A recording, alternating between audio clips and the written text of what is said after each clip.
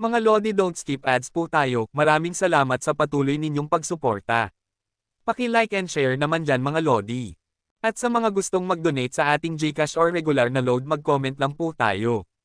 Para patuloy tayong makapag-upload ng mga bagong kabanata. Marami pong salamat.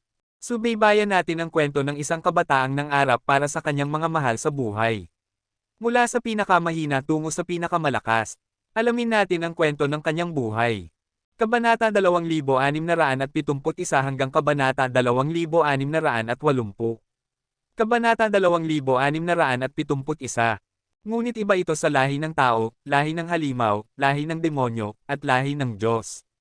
Kapag sumiklab ang digmaan ng apat na lahi tuwing 1,000 taon, ang mga puwersa ng apat na lahing ito ay muling inaayos. Kaya, sa harap ng mga labis na sinaunang puwersa sa Central God Territory, kahit ang apat na pangunahing lahi ay karaniwang ayaw silang udyukan ng basta-basta. Una, dahil ang mga puwersang ito ay may matatag na pinagmulan at napakalaking impluensya, at pangalawa, kapag nakilahok ang mga puwersa ng Central God Territory sa digmaan, napakadelikado para sa apat na pangunahing lahi na harapin ang ganitong makapangyarihan at nakakatakot na puwersa. Mula sa Chanchuan Realm ng Southern God Territory patungo sa Central God Territory ay mayroon ding mahabang distansya. Bagaman ang Central God Territory ay nasa gitna ng iba pang apat na kalangitan, may mga teleportation array na nagdurugtong sa bawat rehiyon.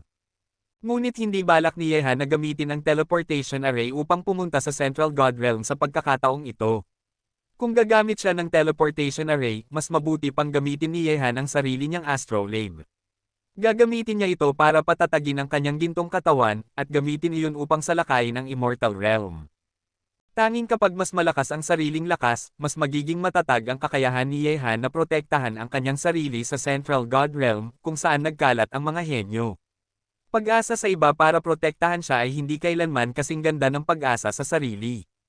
Sa kasalukuyan, sa apat na dakilang kaharian ng mga Diyos, may mga henyo at eksperto na pumapasok sa Central God Realm, at ang lugar na iyon ay malapit ng maging pinakamasigla at kapanapanabot na lugar. Sa itaas ng kawalan, pinangunahan ni Yehan si Yeching patungo sa Central God Realm. Bagaman tila naglalakbay lamang sila sa mga bundok at ilog, si Yehan ay sabay na umuunawa sa kalangitan at lupa at pinapainit ang sarili, masigasig na pinapalakas ang kanyang pisikal na katawan. Susunod, malapit nang pumasok si Yehan sa Immortal Realm, at upang umangat sa Immortal Realm, ang dalawang pinakamahalagang salik ay ang batas at ang gintong katawan. Sapagkat ang kapangyarihang kinokontrol ng Immortal Realm ay hindi na isang simpleng aura, kundi ang kapangyarihan mula sa mga batas ng kalangitan at lupa. Sa isang pag-iisip lamang, maaaring pakilyusan ng isa ang mga batas ng kalangitan at lupa para sa sariling paggamit. Ang ganitong kapangyarihan ay lubos na nalalampasan ng ordinaryong aura. At ang gintong katawan ay simbolo rin ng Immortal Realm. Kapag ang pisikal na katawan ng isa ay umabot na sa puntong halos hindi na masisira, saka lamang nito makakayanan ang kapangyarihan ng batas. Pagkatapos ng lahat, ang kapangyarihan ng batas ay malapit sa paraan ng kalangitan, labis na mapang-ibabaw, at kung walang suporta ng matatag na pisikal na katawan, imposibleng makontrol ang ganitong kapangyarihan ng batas. Ang pagkain, kailangang kainin ng paisa-isa, at ang daan, kailangang lakarin ng paunti-unti. Kung sabay mong bubuo ng gintong katawan at ang batas, hindi lamang ito mag-aaksaya ng oras, kundi gagawin din itong tumigil ang iyong cultivation sa isang yugto. Kung nais mong pumasok sa estado ng immortal, kailangan mo munang makamit ang gintong katawan. Ang pagkaunawa sa batas ay nakatuon sa pag-unawa, kahit sabay ang dalawa, kahit maunawaan mo ang batas, hindi kakayanin ng katawan ang mapang-ibabaw na kapangyarihan ng batas. Nang makita ni Yeching na lumulutang ang isip ni Yehan, kinailangan niyang paalalahanan ito. Si Yeching, na nasa Immortal Realm na, ay alam kung gaano ito kahalaga. Sa mga nagdaang araw, si Yehan ay nagsasanay sa gintong katawan sa gabi, at habang naglalakbay sa araw, pinauunlad niya ang pagkaunawa sa batas. Lahat ng ito ay nakita ni Yeching. Mukhang medyo nagmamadali ako, ani Yehan na may bahagyang tawa. Tama ka, walang shortcut sa cultivation, kailangang lakarin ito ng paisa-isa. Sa pagitan ng gintong katawan at ng batas, ang gintong katawan ang nauuna, at ang batas ay sumusunod. Sa huli, tila kapag nalampasan ko ang pagsubok ng gintong katawan, mas madali kong mauunawaan ang batas. Sabi ni Yeching, sa totoo lang, madali mong maaabot ang punto kung saan ang iyong katawan ay halos immortal. Ang Mad-Jihad Body na iyong sinasanay ay isang napakalakas na martial art para sa pagpapalakas ng katawan. Hanggat nakatuon ang iyong isipan sa nakakatakot na ratio ng oras sa loob ng mundo ng Taoist, hindi magtatagal at maaabot mo ang sarili mong gintong katawan. Sa narinig, tahimik na tumango si Yehan. Siyempre, bagaman sinasabing ang gintong katawan ng Immortal Realm ay halos immortal, ang ibig sabihin lamang nito ay hanggat ang kalaban ay wala pang lakas na mas mataas kaysa sa Immortal Realm. Kapag ang kapangyarihan ng kalaban ay lumampas sa antas ng immortalidad, kahit ang malakas na gintong katawan ay hindi na makapagliligtas ng buhay.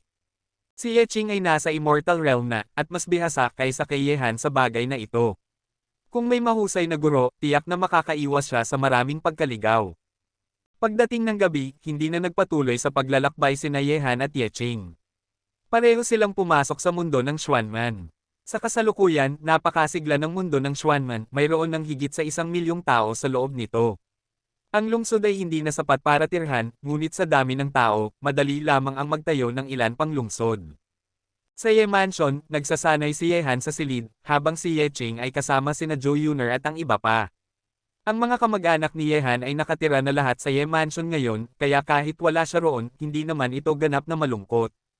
Kung nais ni Yehan na makapasok sa Immortal Realm, kailangan muna niyang makamit ang gintong katawan, at ang Mad-Jihad body ni Yehan ay lubos na angkop para rito. Malapit na siyang umabot sa puntong iyon. Siyempre, bagaman sa kasalukuyan, tanging mga banal na sandata lamang ang kayang mag-iwan ng bakas sa katawan ni Yehan, malayo pa rin ito sa antas ng gintong katawan. Ang gintong katawan ng immortalidad ay hindi talaga mahina. Bagaman madali para kay Yehan ngayon na pumatay ng eksperto sa Immortal Realm, hindi ibig sabihin nito na mas malakas na siya sa mga iyon pagdating sa pisikal na katawan. Mga alon ng mapang ibabaw na lakas ang nagbabaliktaran sa mga ugat ni Yehan, paulit-ulit na dumadaloy sa bawat meridian, pinatitibay ang kanyang pisikal na katawan. Ang ganitong uri ng pagpapatibay, kahit sa antas ng mga selula at ugat, ay nagpaparamdam kay Yehan ng malinaw na pagbabago sa kanyang katawan tuwing isinasagawa ito. Ang pamamaraan ng paglinang ng Mad-Jihad Physique ay sa pamamagitan ng pagbaligtad ng mga meridian. Bagaman may kasamang sakit ang prosesong ito, nasanay na si Yehan sa paglipas ng mga taon. Ang pinakakailangan ni Yehan ngayon ay napakalakas na kapangyarihan. Bago pumasok sa Central God Realm, kailangan niyang magtagumpay at ganap na makapasok sa Immortal Realm. Sa ganitong paraan, habang naglalakbay si Yehan patungo sa Central God Realm, siya ay bumibiyahe sa araw, at sa gabi ay pumapasok sa mundo ng Xuanman upang sanayin ang Mad-Jihad body, unti-unting pinapalakas ang kanyang katawan tungo sa gintong katawan ng immortal. Pagkalipas ng 4 na araw, habang nagsasanay sa mundo ng Taoist, naramdaman ni Yehan ang paglitaw ng mga itim na dumi na may masangsang na amoy sa ibabaw ng kanyang katawan. Ang dati niyang bronze na balat ay unti-unting nagkaroon ng kamangha-manghang pagbabago. Nagkaroon ito ng makinis na pakiramdam na parang jade, at bawat pulgada ng kalamnan ay perpektong kondensado. Gayunpaman, kahit nagbago ang kulay ng balat at kalamnan ni Yehan, daman niyang naging mas malakas ang kanyang katawan, wala nang bakas ng labis na taba, at sa paligid ng kanyang katawan ay parang may nag-aapoy na apoy na nagbibigay ng pakiramdam ng sumasabog na lakas. Agad na binuksan ni Yehan ang kanyang mga mata, at isang matalim na liwanag ang kumislap sa malalim ng kanyang itim na mga pupil. Siya ay pabuulong na nagsabi, ito na ba ang estado ng gintong katawan? Tunay ngang kamangha-mangha, hindi ko alam kung ang ibang gintong katawan ng mga immortal ay ganito rin. Gayunman, hindi pa alam ni Yehan na ang kanyang immortal golden body ay napakalakas, ilang ulit na mas makapangyarihan kaysa sa mga ordinaryong eksperto ng Immortal Realm. Maraming eksperto sa Immortal Realm ang gumagamit ng mga martial art na pampalakas ng katawan upang agad na maabot ang gintong katawan. Siyempre, kung ihahambing ang mga martial art na iyon sa Mad-Jihad body, ito ay parang langit at lupa, walang maihahambing. Kaya't ang gintong katawan na di masisira ni Yehan na nilinang sa pamamagitan ng Mad-Jihad body ay hindi maikukumpara sa mga karaniwang makapangyarihang nilalang ng Immortal Realm. Kabanata 2672. Matapos ang 4 na araw ng pag-iinsayo sa daong mundo, nakatumbas ng 400 na araw, ganap na ngayon ang gintong katawan ni Yehan, at kailangan na lamang niyang pakalmayan ang sarili upang maunawaan ang batas. Siyempre, kung nais pumasok sa walang kamatayang kaharian, bagaman parehong kinakailangan ang gintong katawan at ang batas, mas mahirap maunawaan ang batas kaysa linangin ang gintong katawan. Upang maihatid sa katawan ang kapangyarihan ng batas, dapat mo munang kontrolin ang batas, katulad ito ng pagsasanay ng espiritual na enerhiya, isang panibagong simula. Ang kakaiba, pagkatapos linangin ng iba ang ginto, lalo pang lumalakas ang kanilang mga katawan, at ang kanilang lakas at diwa ay umaabot sa sukdulang sigla, ngunit ikaw ay kabaligtaran. Ang kutis mong ito ay makakapagpaselo sa mga babae. Kinabukasan, nang muling humarap si Yehan kay Yeching, bahagya ring nagulat si Yeching sa pagbabago ng katawan ni Yehan. Maging pagkatapos niyang linangin ang gintong katawan, ang kanyang anyo ay hindi maihahambing sa dati, ngunit si Yehan ay ganap na naiiba. Ngayon, mas gwapo pa si Yehan kaysa noon, may mas payat na pangangatawan at higit na kaakit-akit ang mga mata, halos di magpahuli sa magandang lalaking si Ji Jiukan. Nagangat ng balikat si Yehan at ngumiti. Marahil ito'y likas na epekto ng Mad Jihad Body. Ngayon naganap na ang gintong katawan, susubukan kong lubos na maunawaan ang batas. Sa oras na magtagumpay ako, makakapasok na ako sa walang kamatayang kalagayan. Sabi ni Yeching, ang batas ay nagmumula sa langit at lupa, ito ang kapangyarihang malapit sa kalangitan. Kapag ang isip at diwa mo ay nagkaisa at nakipag-isa sa kalangitan at lupa, mararamdaman mo ang kapangyarihan ng batas na malapit sa iyo. Sa sandaling iyon, kailangan mong kontrolin ang batas na ito at dalhin ito sa iyong katawan. Kapag ang kapangyarihan ng batas ay nag-ugat na sa iyo, magagamit mo na ito ayon sa iyong kagustuhan. Tumango si Yehan. Itinaas niya ang ulo at tiningnan ang langit at lupa. Ang kalangitan ay puno ng mahiwagang kapangyarihan. Walang sino mang makapagsasabing lubos niyang nauunawaan ang daigdig na ito. Ang lakas ng isang tagasanay ay nagmumula sa pagitan ng langit at lupa. Ang mga hiwaga ng kalikasan ay palaging hinahangad at sinasaliksik ng mga tagasanay, tulad ng sansinukob na hindi masusukat ang dulo. Sa paglalakbay nila, hindi ginulo ni Yeching si Yehan, alam niyang si Yehan ay kasalukuyang nakikibagay sa kalikasan, iniintindi ang sarili sa mundo, at hinahanap ang sariling kapangyarihan ng batas. Naranasan na ito ni Yeching noon. Bagaman tila nagmamasid lamang si Yehan sa mga tanawin, sa mga bundok at ilog, alam niyang sa sandaling dumating ang pagkakataon, isang di inaasahang saglit ang magdadala sa kanya sa malalim na kaliwanagan. Lumipas ang panahon. Unti-unting nilisan ni Yehan at Yeching ang lupain ng lahi ng tao. Sa susunod na hakbang, papasok sila sa walang hanggang disyerto, pagkatapos noon, mararating nila ang gitnang Diyos na teritoryo. Sa himpapawid, kumakalat ang dilaw na buhangin. Kapag umihip ang malakas na hangin, ang buhangin sa lupa ay inaangat paitaas, kaya't nagiging may bahid dilaw ang langit parang gintong alon na kumikislap sa liwanag. Ngunit di nagtagal matapos pumasok si Yehan sa disyerto, isang pamilyar na puwersa, o mas tamang sabihing isang uri ng kaliwanagan, ang biglang sumiklab sa puso ni Yehan. Ang nagliliparang dilaw na buhangin at ang gintong liwanag ng lupa ay kumislap sa isip ni Yehan na parang kidlat. Sa mga nakaraang araw, sinisikap ni Yehan na ipaloob ang isip sa kalikasan, hinahanap ang isang sinag ng liwanag sa walang laman na mundo, ngayon, sa wakas, naramdaman niya ito. Sa tigang na mundong ito, nahipo niya ang isang gintong karagatan kung saan dumadaloy ang mas malakas at mahiwagang kapangyarihang pamilyar sa kanya. Ang gintong batas, bagaman hindi pa niya kontrolado ang ganitong kapangyarihan, may kaunting pag-unawa na si Yehan tungkol sa mga batas. Sa mundong ito, maraming uri ng kapangyarihan ng batas, at lahat ng ito'y nagmumula sa kalikasan mismo. Nahipo mo na ba ito? Sa sandaling iyon, tila nakita ni Yeching ang isang nakakasilaw na gintong liwanag sa pagitan ng mga kilay ni Yehan. Bagaman bahagya lamang, ito'y patunay na nahipo na niya ang kapangyarihan ng batas. Agad na napalibutan ng gintong karagatan ang isip ni Yehan.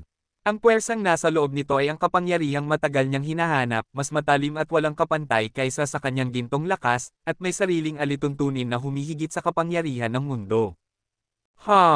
Bigla, nang ganap na lumunin ng gintong karagatan ang kamalayan ni Yehan, ang rumaragasang gintong kapangyarihan ay tila nagkaroon ng sariling kamalayan, sabay-sabay nitong sinalakay ang isip ni Yehan, na para bang nais punitin ang mananakop ng piraso-piraso.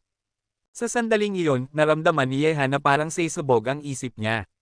Ang kasindek-sindek na gintong batas ay mas nakakatakot pa sa anumang mapanirang puwersa sa mundong ito. Subalit, sa mismong sandaling sinalakay ng mga batas ng ginto ang kanyang kamalayan, biglang sumiklab sa katawan ni Yehan ang kapangyarihan ng ginto at damaloy sa kanyang mga ugat. Noon din, naramdaman ng batas ng ginto ang lakas ng ginto, at ang lahat ng kapangyarihang iyon ay sabay-sabay na sumugod sa katawan ni Yehan. Sa walang katapusang dilaw na disyerto, sa himpapawid, maputlang mapatla ang mukha ni Yehan. Sa sandaling iyon, inakala niyang mawawala na ang kanyang buhay at kaluluwa dahil sa gintong batas.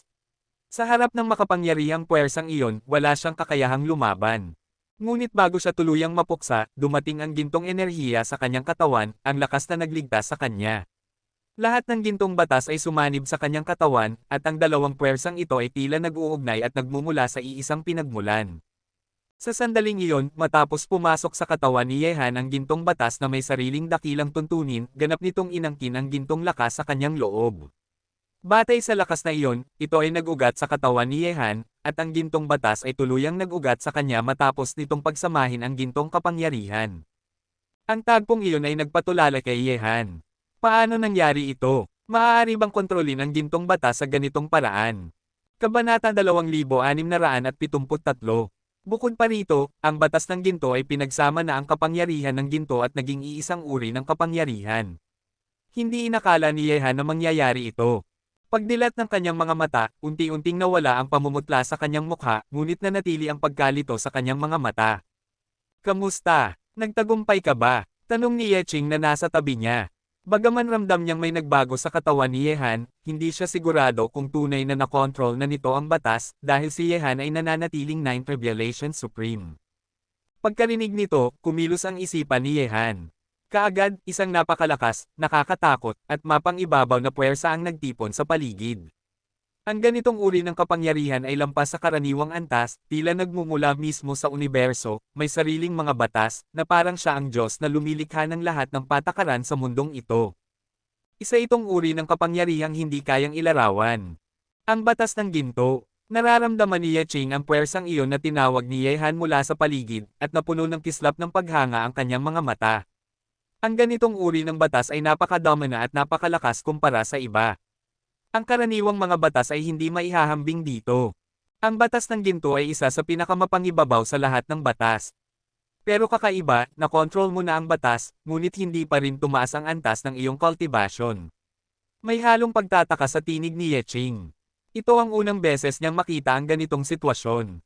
Karaniwan, kapag nakamit na ng isang nilalang ang gintong katawan at na-control ang batas, agad itong papasok sa immortal realm. Ngunit kahit nakamit na ni Yehan ang dalawa, hindi pa rin siya umangat. Umiling si Yehan. Hindi ko rin alam. Pero pakiramdam ko, may kinalaman ito sa aking katawan at sa iba't ibang kapangyarihang aking pinagsama. Nanahimik si Yeching. Totoo nga, si Yehan ay may napakaraming uri ng kapangyarihan. Kung konektado ito sa kanyang pagpasok sa immortal realm, siguradong magiging mahirap para sa kanya iyon. Suzuko, alam mo ba kung ano ang nangyayari? Tanong ni Yehan matapos mag-isip. Sumagot si Suzuko, ito ay hadlang na dapat mong malampasan sa iyong landas ng cultivation. Tama ang hinala mo, may kinalaman ito sa iyong katawan at sa mga kapangyarihang iyong nilinang. Ang tinatawag na 10,000 laws, may salitang bates, doon, ito ang tinutukoy ng mga uri ng batas. Ang kapangyarihan ng ginto, mahika, yin at yang, at yelo na iyong pinag-aralan ay pawang mga pundasyon lamang para sa hinaharap mong pagkontrol ng mga batas. Kaya napakadali mong nakamit ang batas ng ginto. Napakunot ang noo ni Yehan. Ibig mong sabihin, ang mga kapangyarihang nilinang ko noon ay mga batayan lamang. Kung gayon, taglay ko na ngayon ang siyam na pundasyon ng batas, ang ginto, yin at yang, siyam na kaluluwa, buhay, kapalaran, demonyo, diablo, yelo, at isa pa. Tumanggaw si Suzuko. Tama. Hanggat hindi mo ganap na nakokontrol ang lahat ng siyam na batas na iyan, hindi ka makakapasok sa tunay na indestructible realm. Ngayon pa lamang ay isa ka ng pambihirang nilalang, isang nilalang sa antas ng Supreme na may kakayahang kontrolin ang kapangyarihan ng batas. Napangiti si Yehan. Buti na lang siyam lang ang aking mga pinagsamang kapangyarihan. Kung daan-daan iyon, baka abutin pa ako ng milenyo bago ako makapasok sa immortal realm. Tumawa si Suzuko. Ang Diyos ay patas. Binigyan kanya ng walang kapantay na katawan, kaya't hindi rin niya gagawing madali ang iyong landas. Ngunit kahit hindi ka pa pumasok sa immortal realm, ang iyong lakas ay lagpas na roon. Tahimik na tumanggo si Yehan. Alam niyang may katotohanan iyon, lahat ng bagay ay may kabayaran. Ngunit bigla niyang naramdaman ang kakaibang pagbabago sa kanyang daong mundo, the world, na noon pa man ay pinagsama sa kanyang panloob na mundo. Dahil sa napakalaking time ratio ng Schwanman World, naging kakaiba ang istruktura nito kumpara sa iba. Ngayon, habang nakokontrol niya ang batas ng ginto, unti-unting pumapasok ang kapangyarihang iyon sa loob ng Schwanman World. Matapos maramdaman ito, dinala ni Yehan si Yeching sa loob ng kanyang daong mundo. Ha! Ang mundong ito, may kapangyarihan ng batas. Maging ang mga Immortal Master sa Tianlong ay naramdaman din ang pagbabago. Bilang mga nilalang ng Antas Immortal, agad nilang nakilala ang enerhiya ng mga batas. Ang Xuanman World ay dati isang hamkag na mundo, may kakaibang oras ngunit walang sariling mga batas. Ngayon, unti-unti itong nagkakaroon ng mga alituntunin. Kapag nagpatuloy ito, magiging ganap itong mundo. Posible bang may kinalaman dito ang ating pinuno? Bulalas ni Xingli, ang tanging Saint King sa Tianlong, habang hindi makapaniwala. Ang batas ng ginto, wika ni Ye Qing habang pinagmamasdan ang pagbabago sa mundo. Nakikita niyang unti-unti itong nagiging isang ganap at may sariling sistemang daigdig. Napuno ng pagkamangha ang mga mata ni Yehan. Noon pa man, inasahan na niyang kapag tuluyan niyang nakamit ang mga batas, magbabago ang Xuanman World, magkakaroon ito ng sariling tao o alituntunin. Kapag nangyari iyon, hindi na magiging mahirap para sa mga disipulo ng Tianlong Immortal Realm na maabot ang mga bagong antas ng kultibasyon. Kabanata 2674. Ngunit kahit nasaksihan na ni Yehan ang lahat ng ito sa harap niya, hindi pa rin siya makapaniwala sa laki ng pagbabago. Hindi nagtagal, ang buong Xuanman World ay nakaranas ng kakaibang pag-ikot na hindi maramdaman ng mga nasa ibaba ng Immortal Realm. Ito ay ang puwersa ng mga batas, malapit sa mismong Taoismo, at ang buong Xuanman World ay nagsimulang magbago tungo sa isang ganap na sistema ng mundo. Ito ay tulad ng kontinente ng mga Diyos at demonyo, marahil sa mga sinaunang panahon, ito'y isang walang buhay na lupain. Ngunit kalaunan, nagkaroon ito ng tao at mga batas, kaya nabuo ang isang kumpletong mundo. Sa ganitong sistema, may mga nilalang, mga elemento, at iba't ibang uri ng puwersa. Dito maaaring maglinang ng kapangyarihan ang mga nilalang, tuklasin ang hiwaga, at habulin ang sukdulang lakas. Ngunit, kahit gaano kalalakas ang mga higanting nilalang ng iba't ibang lahi, hindi nila ganap na nauunawaan o nakokontrol ang buong mundo. Kahit pa mayroon silang sariling inner world, hindi iyon kailanman nagiging isang ganap na sistema ng mundo. Ngunit si Yehan ay iba. Ang katawan na taglay niya, ang 10,000 Dharma Body, ay may kakayahang linangin ang lahat ng uri ng kapangyarihan. Ibig sabihin, kaya nitong tanggapin at pag-isahin ang lahat ng puwersa ng Taoismo sa mundong ito. Kapag nakontrol niya ang kahit isang uri ng batas, magsisimula ang kanyang inner world na magbago, mula sa isang hamkag na daigdig tungo sa isang mundong may buhay at may sariling mga batas. At kapag dumating ang araw na iyon, ang daong mundo ni Yehan ay maaaring maging katulad ng kontinente ng mga Diyos at demonyo, isang ganap na bagong mundo, at sa mundong iyon, si Yehan ang magiging pinakamataas na Diyos, ang pinuno ng lahat ng nilalang. Siyempre, hindi pa alam ni Yehan ang lawak ng mga pagbabagong ito. Ang tanging alam niya, habang nakokontrol niya ang mga batas, patuloy ding nagbabago ang Xuanman World na pinagsama sa kanyang panloob na mundo. Sa ganitong paraan, makakaya ng kanyang mga disipulo na magtagumpay sa kanilang mga pagsubok sa loob ng kanyang daong mundo. Ang mas marami pang batas na makokontrol ni Yehan, mas magiging perpekto ang mundong ito. Sa hinaharap, maaari pa itong lumikha ng mga banal na hari at banal na emperador. Eksakto tulad ng inaasahan ko, bulong ni Yehan habang huminga ng malalim. Ngayon na may puwersa na ng batas sa daong mundo, ang mga disipulong nasa ibaba ng Immortal Realm ay maaaring makamit ang tagumpay sa kanilang mga tribulation kahit saan. Sumagot si Ye Qing, ngunit ang puwersa ng batas sa mundong ito ay hindi pa ganap. Kahit hindi kailangan ng mga nasa antas supreme na makontrol ang batas, kung mahina pa ang pundasyon ng mga batas na ito, baka hindi kayanin ng mundong ito ang bigat ng kapangyarihan. Isa pa rin itong malaking tanong. Tumango si Yehan. Tama ka. Kaya't kailangan kong makontrol agad ang iba pang mga batas. Kapag nadagdagan ang mga ito, mas lalakas at mas magiging perpekto ang sistemang bumubuo sa Xuanman World. Pagkatapos ay dinala niya si Ye Qing upang suriin ang buong Xuanman World. Matapos matiyak na ligtas at maayos ang pagdaloy ng mga batas dito, bumalik sila sa labas ng mundo. Ngayon na mayroong batas ng ginto ang daong mundo, naniniwala si Yehan na sa bawat araw na lilipas, isang bagong supreme ang isisilang mula sa mga disipulo ng Tianlong. Ngunit alam din niyang hindi sapat ang espiritual na mga ugat lamang upang suportahan ito.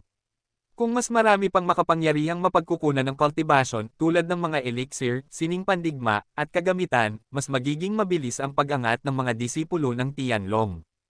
Pagkatapos, nagpatuloy silang maglakad ni Ye Qing sa desyertong tinatawag na Yellow Sand, patungo sa mas malalim na bahagi nito. Kailangang malampasan nila ang lupang ito bago makapasok sa Central God Realm. Ang pag-unawa sa batas ay hindi mo makakamit sa isang iglap, wika ni Ye Qing. Kakakuha mo lang ng batas ng ginto, kaya mahirap na agad na maintindihan ang iba pa. Noon ko lang nagawang maunawaan ang batas ng diwata dahil sa tulong ng Fairy Amethyst. Ang batas ng diwata ay isa ring napakalakas na uri ng batas, at dahil sa Fairy King body ni Yeching, naging mas nakakatakot pa ang lakas nito. Hinawakan ni Yehan ang kamay ni Yeching. Hindi ako nagmamadali. Alam kong upang makapasok ako sa Immortal Realm, kailangan kong makontrol ang lahat ng batas na kaugnay sa mga puwersang aking taglay. Hindi ito mangyayari agad. Pero umaasa ako, bago tayo makarating sa Central God Realm, makokontrol ko pa ang ilan sa mga ito. Noon, nais ni Yehan na makamit muna ang Immortal Realm bago tumulak patungo sa Central God Realm, ngunit ngayong alam na niya ang katotohanan, hindi na iyon posible. May 8 pang batas na kailangang maunawaan, at tiyak na matatagalan iyon. Tumango si Yeching.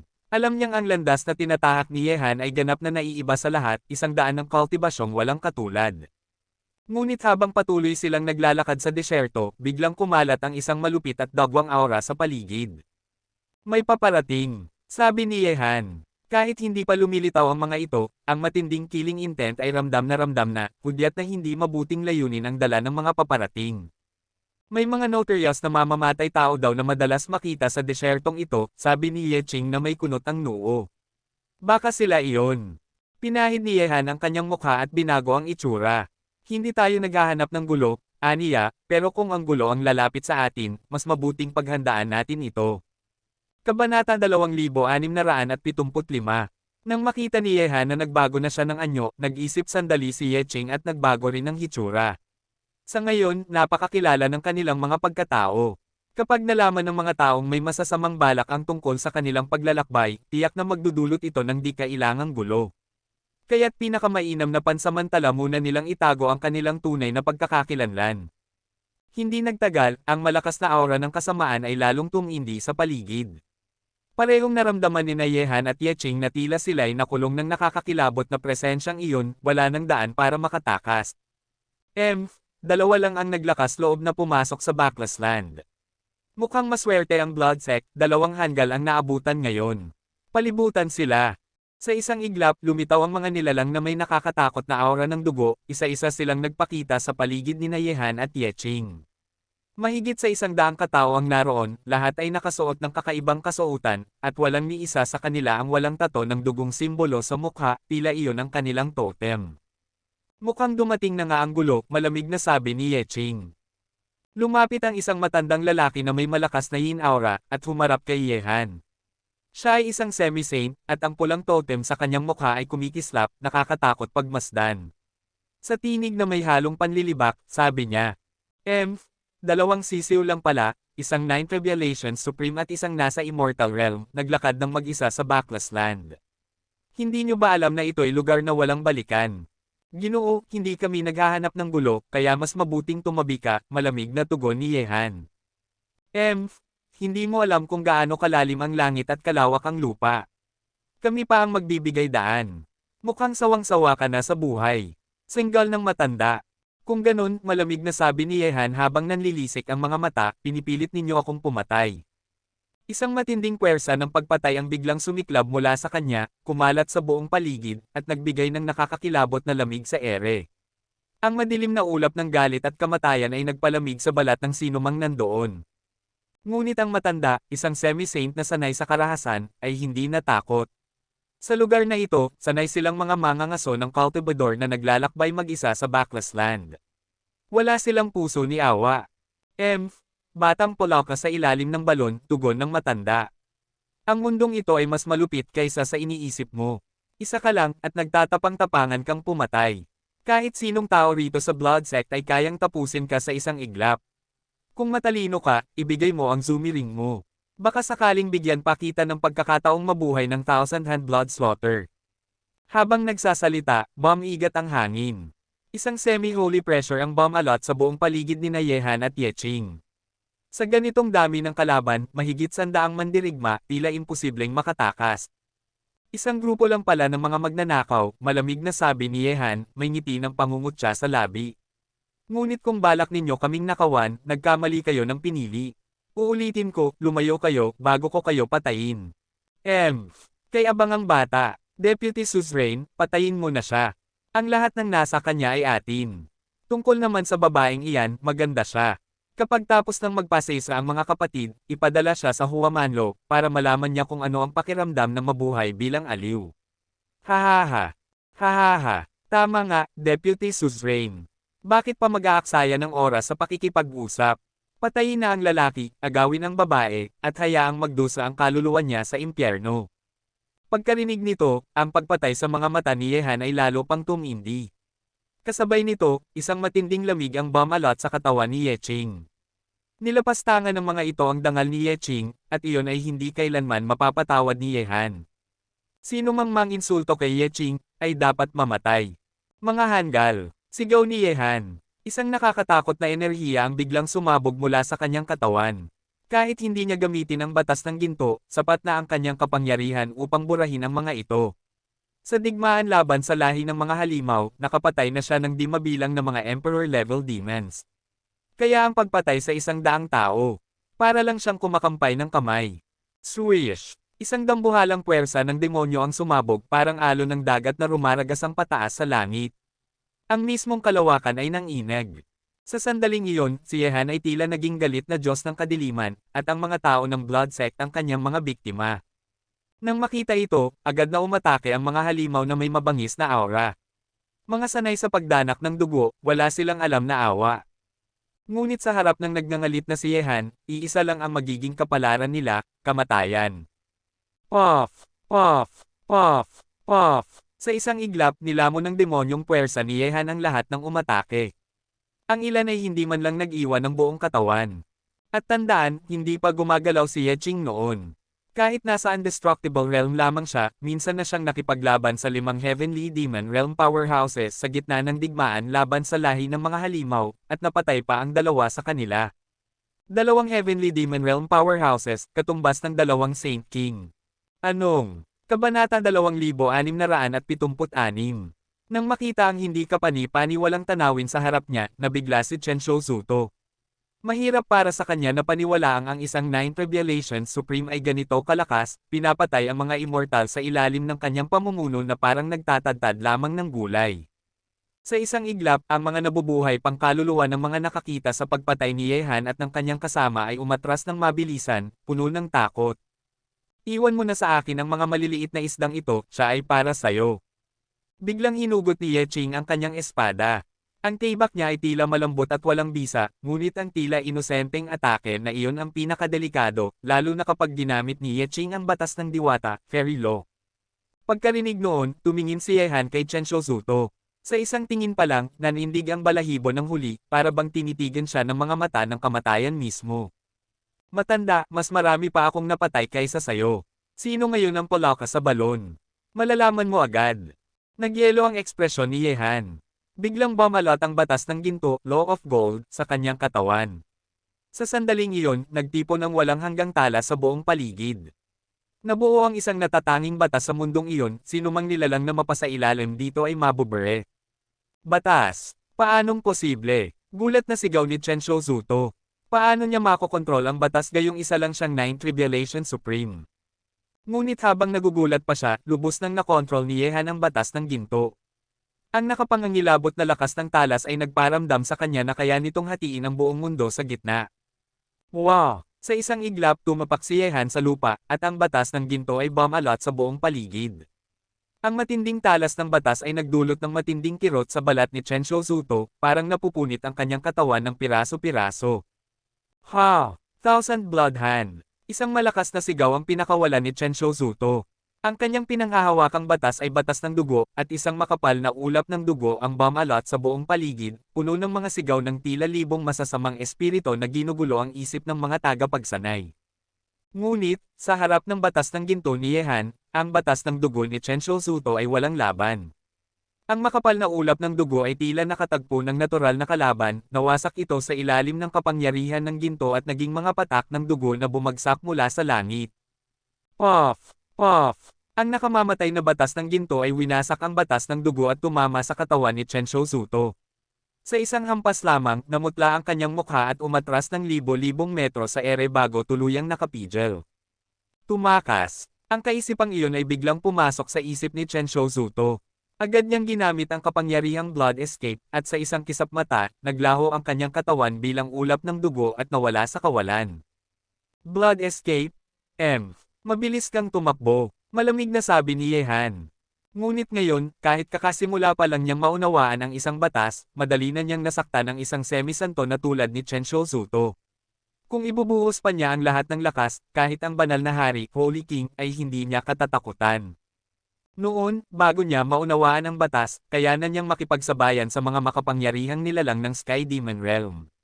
Pero ngayong nakamit na niya ang pag-unawa sa batas, ang kanyang lakas ay double ng maraming beses. Ang mga semisanto, na dati tinitingala lamang ni Yehan, ay wala ng banta sa kanya ngayon. Madali na para sa kanya ang pumatay ng ganoong kalakas. Bukod pa rito, kung gagamitin niya ang 9 transformations of punishing gods, na nagpapadoble ng kanyang lakas, maging ang banal na hari, Holy King, ay maaari niyang labanan. Ang Spineless Land ay isang magulong lugar, at karaniwan na ang mga pagnanakaw dito. Dahil pinili nating pumasok sa Central God Realm mula rito, tiyak na may mga bulag na mga ngahas na makabangga sa atin, sabi ni Yeching habang nilapitan si Yehan. Sa kasalukuyang lakas ng dalawa, maliban na lamang kung makatagpo sila ng isang banal na emperador, Holy Emperor, kakaunti lamang sa ilalim ng antas na iyon ang makakapagbigay ng banta sa kanila. Sabi ni Yehan, narinig ko na ang lugar na ito ay pinagtitipunan ng iba't ibang sekta at relihiyon, at pati na rin ng mga kilalang kriminal mula sa iba't ibang lahi. Ngunit dahil nasa gilid ito ng Central God Realm at wala itong yaman para sa paglinang, hindi pa nadadala rito ang apoy ng digmaan. Sabi ni Yeching, bagaman ito ay isang tigang na lupain, wala pa ring may lakas loob sa 4 na clan na sakupin ito. Kapag may digmaang sumiklab dito, para na ring hinamon nila ang mga puwersa ng Central God Realm. Bukod pa roon, wala namang pakinabang sa pagsakop dito, mas mainam nang hayaan silang mamuhay dito ng sarili nila. Pagkarinig noon, tahimik na tumango si Yehan.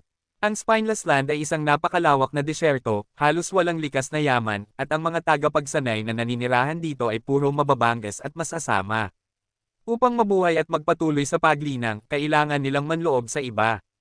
Siyempre, bawat rehiyon ay may sariling hari, at ganoon din dito sa Spineless Land. Ang mga nagiging hari dito ay napakahirap kalabanan. Gayunpaman, hanggat hindi siya ginugulo ng mga ito, pipiliin ni Yehan na manatiling mababa ang profile. Kabanata 2677. Matapos maresolba ang gulo sa Blood Sect, hindi na masyadong pinag-isipan pa ni Yehan ang nangyari. Para sa kanya, kahit si Thousand-Handed Blood Slaughter ay hindi sapat upang maging banta sa kanila. Sa Spineless Land, napakaraming mamamatay tao na tulad nila, kung may abala mang darating, madali lang naman iyon lutesin. Pagkatapos noon, ipinagpatuloy ni Yehan at Yeching ang kanilang paglalakbay papasok sa kalaliman ng Spineless Land. Kailangan tawirin nila ang lupain na ito bago sila makapasok sa Central God Realm. Bagaman ang Spineless Land ay isang napakalawak na disyerto na puno ng dilaw na buhangin, mayroon ding mga lungsod sa gitna nito. Dito tumakas at nanirahan ang mga tagapagsanay, practitioners, na may kanya-kanyang itinayong puwersa, tulad ng Blood Sect. Ang kalupitan, karahasan, at pagpatay ang tanging batas ng kaligtasan dito. Pagkalipas ng kalahating araw, naisalayan ni Yehan at Yeching ang balangkas ng isang napakalaking lungsod. Ang lungsod na ito ay itinayo sa ibabaw ng dilaw na buhangin, at maging ang hangin ay puno ng alikabok at maliliit na buhangin, tila ba ang buong lungsod ay nababalutan ng dilaw na ulap. Pan ito ng pagkatiwangwang, ngunit sa ibabaw ng lungsod na iyon ay naroon din ang nakakakilabot na aura ng pagpatay na umaalon sa paligid. Ang ganitong uri ng presensya ay nagbibigay ng matinding panganib, para bang sinasabi nito sa sinumang dumarating na, ang lungsod na ito ay hindi para sa mahihina ang loob. Skeleton City, wika ni Yehan habang nakatitig sa malaking tarangkahan ng lungsod. Tila hindi madaling galitin ang mga taong nandito. Sa ibabaw ng napakalaking pintuan ng lungsod, nakasabit ang 3 malalaking karakter, Skeleton City. Sa itaas nito, nakabitin ang mga bungo, at sa lupa naman ay nagkalat ang mga puting buto. Ang tanawin ay nakapangangilabot at nagbibigay ng malamig na pakiramdam. Agad na hinawakan ni Yehan ang kamay ni Yeching at bumaba sila patungo sa lungsod. Kahit alam niyang mapanganib ang mga tao rito, hindi siya uurong.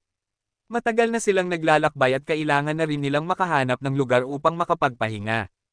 Walang gaanong pinagkaiba ang Skeleton City sa ibang mga lungsod sa labas, maliban na lamang sa isang bagay, ang mga taong narito ay mas marahas, dugo-halughog, walang pakundangan, at laging nagpapakita ng panganib sa paligid.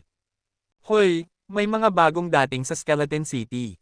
Mula sa lahat ng direksyon, nang pumasok sina Yehan at Yeching sa lungsod, may mga tamad na figure na biglang napatingin sa kanila, sa mga kalye, sa mga kainan, at maging sa mga tindahan. Sa mga matang iyon ay makikita ang kasamaan at kalupitan, na para bang tinitingnan sina Yehan at Yeching bilang mga biktimang malapit ng mapaglaruan. Mukhang tinuturing nila tayong mga biktima, mahinahong sabi ni Yeching habang mahigpit na hinawakan ang kamay ni Yehan. Hindi siya kinakabahan, pero alam niyang maraming abala sa lugar na ito, at nakakainis iyon, lalo na't gusto lang niyang magkasama silang dalawa ng walang istorbo. Ngumiti si Yehan at sinabing, hindi pa tiyak kung sino ang magiging biktima. Sana lang, matalas ang pangamoy ng mga yan at huwag nang maghanap ng gulo. Boss, tingnan mo, may mga bagong dating. Matagal na rin mula nang may dumating na bago sa Skeleton City. Siguradong mayaman ang mga yan. Gamitin na natin ang pagkakataon. Kung hindi tayo kikilos ngayon, baka maunahan tayo ng iba. Sa loob ng isang tatlong palapag na restaurant, ilang mararahas na tingin ang nakatuon kina Yehan at Yeching. Narinig ito ng isang lalaking nasa katanghaliang gulang na may madilim na ekspresyon. Nagmasid siya sa paligid, halos lahat ng tao sa lugar ay may halong kasakiman sa mga mata. Siyempre, ang pinagmumula ng kasakiman ay sina Yehan at Yeching. Kumikinang ang mga mata ng lalaki at sinabi niya, huwag kayong padalos-dalos. Kung gagalawin natin sila, baka tayo pa ang maging pantirya ng lahat. Isa pa, kung nakarating sila rito mula sa desyerto ng ligtas, siguradong hindi sila basta-basta. Hayaan muna nating ang iba ang mag-imbestiga. Boss, tingnan mo, dumating ang mga tao ng Skeleton Gate. Sabi ng isa, ang bilis talaga ng mga yan, kakadating lang ng mga baguhan, nandito na sila agad. Pagkarinig noon, napatingin ang gitnang gulang na lalaki sa hindi kalayuan. Doon ay papalapit ang isang grupo ng mararahas na nilalang patungo kina Yehan at Yeching.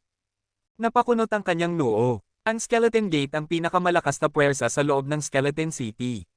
Ngayon na nandito na sila, tiyak na walang ibang makakakuha sa dalawang matabang tupa maliban sa kanila. Ang bilis talaga ng Skeleton Gate. Kung alam ko lang, sana inunahan ko na sila. Kapag ang Skeleton Gate ang kumilos, siguradong sila na ang makikinabang sa dalawang iyon. Pero kung nakaligtas ang dalawang yan sa disyerto, malamang hindi sila karaniwang tao. Kahit ganon, hindi rin madali kalabanan ang Skeleton Gate. Sa paligid, marami ang napatingin sa grupo mula sa Skeleton Gate. Samantala, nakita rin ni Yehan at Yeching ang grupo ng mga tao na papalapit sa kanila. Mula sa mga mata ng mga ito, malinaw ang masamang balak. Anong problema? Tanong ni Yehan habang nakangiti ng malamig sa grupo sa harap nila. Binata, simula nang makarating ka sa Skeleton City, hindi ba't dapat kang magbigay galang muna sa tuktok ng bundok? Malamig na sabi ng lalaking may madilim na mukha. Oh, alin bang bundok ang tinutukoy mo? Sagot ni Yehan, nakataas ang kilay at may ngiting mapanganib sa labi. Magbigay galang sa tuktok ng bundok. Kabanata 2678. Napalalim ang malamig na ngiti ni Yehan sa kanyang isipan. Ang mga lalaking ito ay tila sanay ng maghari-harian sa Skeleton City, subalit nang lumabas sila upang magnakaw sa mga tao ng hayagan, at sabihing ito ay para sa pagsamba sa tuktok ng bundok, malinaw na kapag sumama sila roon, siguradong may kapalit, at posibleng ang kapalit ay buhay nila. Gayunpaman, hindi sasama si Yehan sa mga ito. Bilang isa sa mga pinuno ng lahi ng tao, paano siya bababa ng dangal sa harap ng grupo ng mga tulisan, kahit pa lahat sila ay ubod ng lupit at sanay pumatay. Ngunit hindi nangangahulugang natatakot si Yehan sa kanila.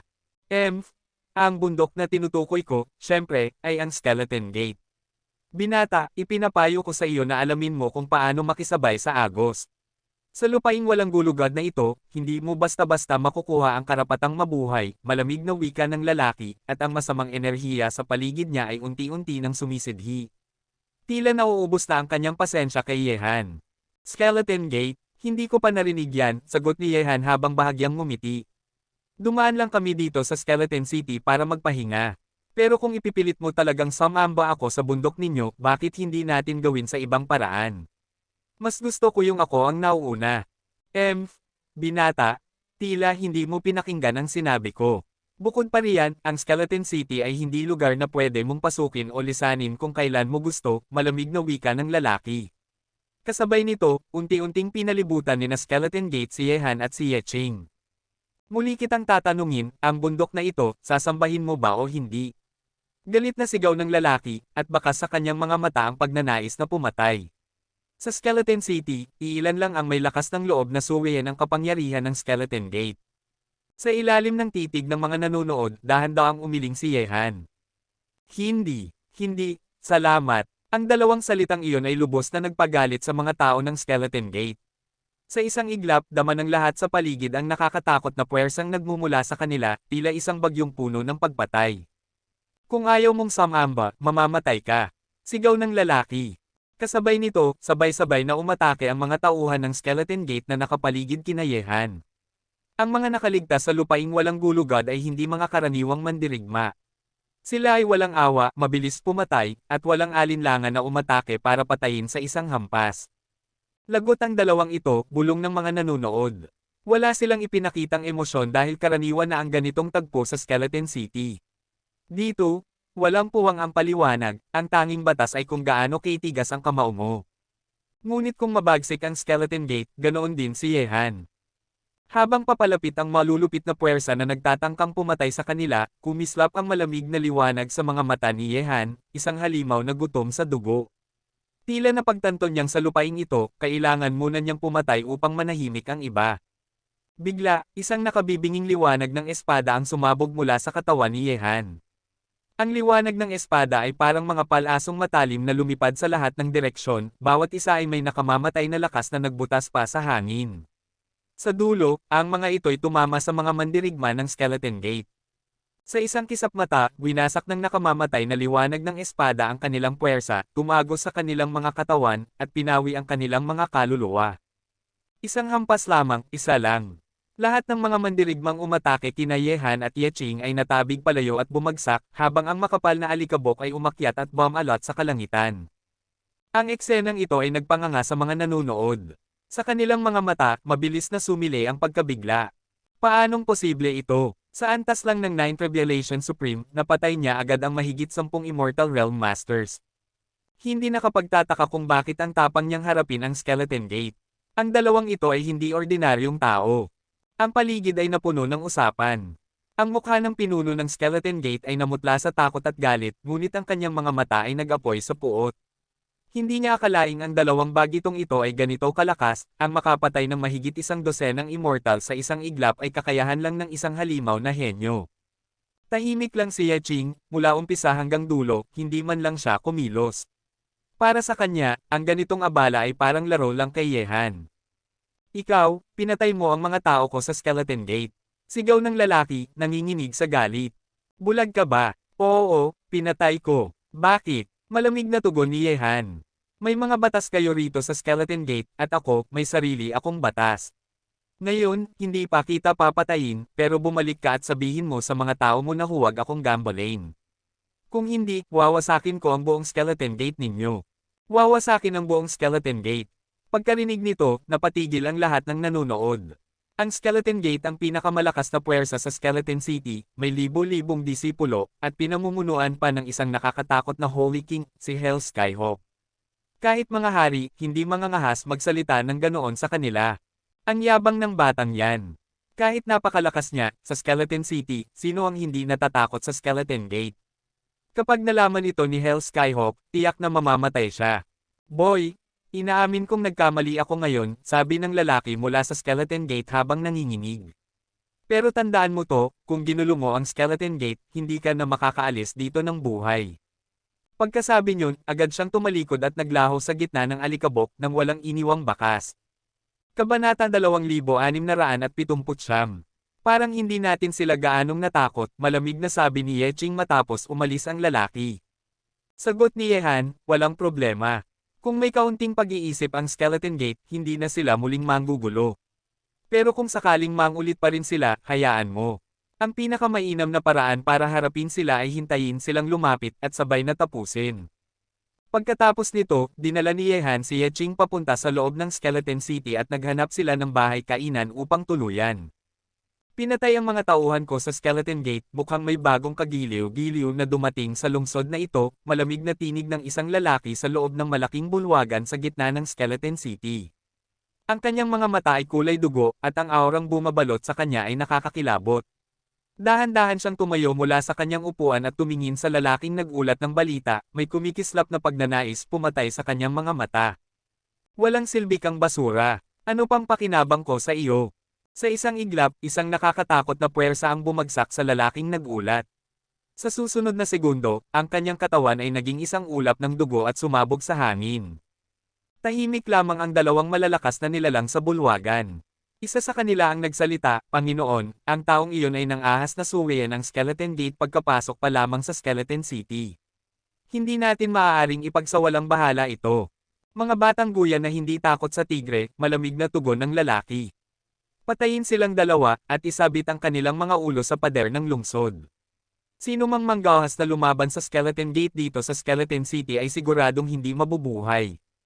Bilang pangunahing puwersa sa Skeleton City, kailanman ay hindi pinapayagan ni Hell Skyhawk, ang pinuno ng Skeleton Gate, na hamanin ang kanilang kapangyarihan. Sa lugar na ito, kapag ginulong mo ang kanilang bakal na kamao, dapat mo ring asahan na lalaban sila ng may dugot bakal. Kung hindi nila tutugunan ito ngayon, darating ang panahon na ang Skeleton Gate ay mawawalan na ng takot ang mga tao at hindi na magkakaroon ng pwesto sa lungsod.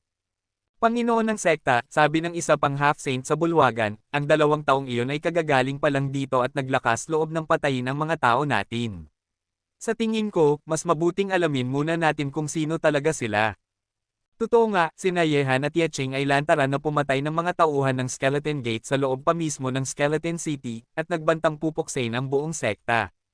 Ang ganitong uri ng kumpiyansa ay maaari lamang manggaling sa 2 posibilidad, alinman sa sila ay mga batang walang takot, o may makapangyarihang puwersang sumusuporta sa kanila. Ngunit mas pinaniniwalaan ng half-saint na ito ang huling posibilidad. Ang mga taong gumagala sa lupaing ito na walang gulugod ay hindi maaaring maliitin, kung sila ay basta umatake ng walang pag-iingat, maaaring sila pa ang masira ng tuluyan. Pagkarinig nito, malamig na ngumisi ang isa pang half-saint. Yinzon, huwag kang masyadong maingat. Nandito tayo sa Skeleton City. Kahit na mga dragon pa sila, kailangan nilang yumuko dito. Pinatay nila ang mga tao ng Skeleton Gate, kung hindi tayo gagantay, paano pa tayo kikilalanan dito sa lungsod? Tama ka, dapat gantihan. Pero, yan na yan. Pinutol ni Hell Skyhawk ang sinasabi ni Yinzon, sabay iginiwang ang kamay. Gawin na, Heavenly Ghost, ikaw na ang bahala sa kanila. Gusto kong siguraduhin na hindi na nila masisilayan ang sikat ng araw bukas. Masusunod, Panginoon, tugon ng half-saint na tinawag na Heavenly Ghost bago lumabas ng bulwagan. Nang makaalis ito, hindi na muling nagsalita ang isa pang half-saint. Bilang tagasunod, tungkulin lamang niyang magbigay ng opinyon, ngunit hindi siya ang magpapasya kung susundin iyon o hindi. Ang Hell Skyhawk ang tunay na pinuno ng Skeleton Gate, samantalang sina Heavenly Ghost at Yinzon ay mga pangalawang pinuno lamang. Samantala, sa isang bahay kainan sa loob ng Skeleton City, sina Yehan at Yecheng ay naglinis ng katawan, kumain ng kaunti, at pagkatapos ay nagkulong sa kanilang silid upang magpahinga. Para kay Yehan, ang Skeleton City ay isang pansamantalang hintuan lamang. Pagkatapos ng isang magandang pahinga ngayong gabi, magpapatuloy na sila bukas patungo sa mas malalim na bahagi ng Spineless Land. Tungkol naman sa Skeleton Gate, hindi niya ito sineseryoso. Maraming paraan si Yehan para tugunan ang mga ito, ngunit hanggat hindi siya ginagambala ng mga ito, hindi niya gugugulan ng oras ang mga walang kwentang pakikibaka. Sa kalangitang puno ng dilaw na buhangin, unti-unting dumidilim ang paligid. Ang gabi sa lupaing walang gulugod ay mas nakakatakot at mas nakapanlulumong tingnan. Ang buong lugar ay tahimik, tanging ang ugong ng hangin sa desyerto ang maririnig. Ngunit sa katahimikan ng gabing iyon, dama ang nakatagong pagnanais pumatay. Sa gabi ng Spineless Land, mas laganap ang dugo kaysa sa araw. Maraming may masasamang hangarin ang kumikilo sa ganitong oras upang maghasik ng karahasan. Sa loob ng silid, tahimik na nakaupo si Yehan, nakapikit, at sinisikap unawain ang mga batas ng kalikasan. Kahit hindi pa siya makaakyat sa antas ng Immortal Realm bago pumasok sa Central God Realm, patuloy pa rin siyang nagsasanay upang maunawaan ang natitirang 8 batas ng kapangyarihan. Sa kasalukuyan, ganap na niyang nakokontrol ang batas ng ginto, na lubos na nagpataas sa kanyang lakas. Ngunit kung mas marami pa siyang makokontrol na batas, lalong magiging matindi ang kanyang kapangyarihang pandigma. Walang nakakaalam kung anong panganib ang naghihintay sa kanila sa Central God Realm. Kaya't ang tanging kasiguraduhan ay ang maging sapat na malakas upang maprotektahan ang sarili.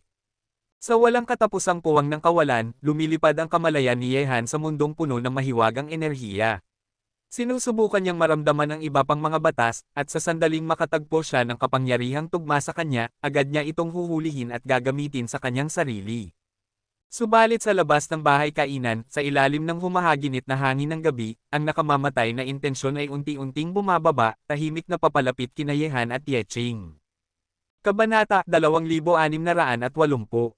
Sa madilim na gabi, sa ilalim ng mahinang liwanag, unti-unting napaligiran ng mga aninong ng takot at pagnanasang pumatay ang restoran na tinutuluyan ni Yehan at Yeching.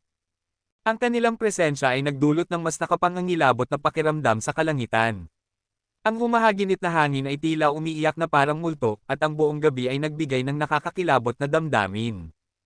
Pangalawang pinuno, sa restoran pong ito nakatira ang dalawang walang kapararakang iyon, ano po ang gagawin natin?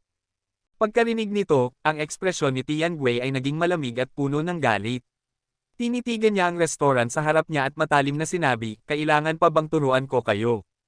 Pumatay kayo ng walang awa. Pagkarinig niyon, biglang sumiklab ang matinding pagnanasang pumatay ng lahat ng mga kasapi ng skeleton sect na nasa kalangitan.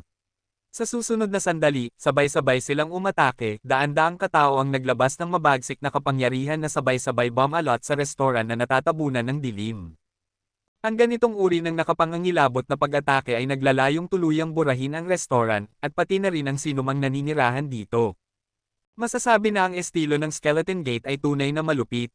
Para lamang mapatay sina Yehan at Yeching, hindi nila alintana kung may ibang madadamay na inosente sa restoran. Dito, walang salitang, hindi dapat pumatay ng walang kasalanan. Kapag hindi ka naging maingat, anumang oras ay maaari kang mamatay. Rumble. Sa isang iglap, kasabay ng nakapangangilabot na pag-atake mula sa kalangitan, yumanig ang lupa at kumalabog ang kalawakan.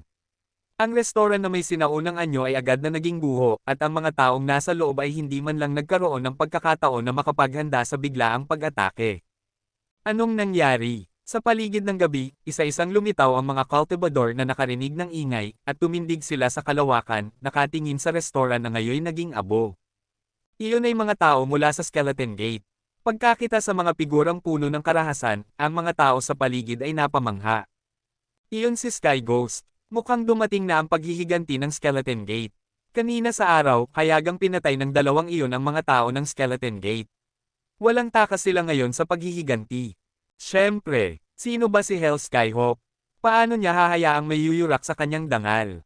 Pero may kasamang mamamatay, kaya't hindi rin kawawa ang dalawang iyon. Napaka-arrogant nila sa Spineless Land. Dapat lamang nilang pagbayaran. Kung wala kang ganap na lakas, ang pagiging mapusok ay katumbas ng pagpapatiwakal. Pagkaraan ng bahagyang pagkagulat, ang mga tao sa paligid ay tumingin na lamang ng malamig. Sa Spineless Land, anuman ang uri ng kamatayan ay walang awa, walang sinumang mabait dito, at lahat ay iniingatan lamang ang sarili nilang kapakanan. Akala nila'y makapangyarihan sila. Sige, hukayin ninyo ang kanilang mga bangkay, putulin ang kanilang mga ulo at isabit sa tarangkahan ng lungsod. Malamig na wika ni Sky Ghost. Pagkarinig nito, sabay-sabay na pumunta ang mga tao ng Skeleton Gate sa mga guho. Skeleton Gate, kung lalabanan ninyo ang Diyos ng kamatayan, kayo'y babagsak sa impyerno. Kung gusto ninyong mamatay, pagbibigyan ko kayo. Simula ngayon, idinedeklara kung tapos na ang inyong mga buhay. Bigla, nang papasok na ang mga tao ng Skeleton Gate sa guho, isang napakalamig na tinig ang umalangaw-ngaw sa buong gabi, at kasabay nito ay bomb-alot sa kalangitan ang nakakikilabot na pagnanasang pumatay. Ang nakapangangilabot na tinig na iyon ay kumalat sa buong kalangitan, kasendilim ng yelo sa loob ng 10,000 taon, at ang bawat nakarinig ay nakaramdam ng matinding ginaw at takot sa kanilang puso. At ang pinagmulan ng tinig na ito ay mula mismo sa mga guho sa lupa. Ang pagnanasang pumatay ay umalimbakay sa gabi, at ang mga kasapi ng Skeleton Gate na pumapasok ay biglang natigilan. Sa sandaling iyon, pakiramdam nila ay nagbubukas ang mga guho ng mga pintuan ng impyerno, sinumang lalapit ay mamamatay. Pagkakita rito, napuno ng galit ang mga mata ni Tian Gui habang nakatingin sa mga guho. Ano ito? Buhay pa rin ba ang dalawang walang takot na iyon? Hindi makapaniwala ang mga mukha ng mga tao sa paligid ng kalangitan.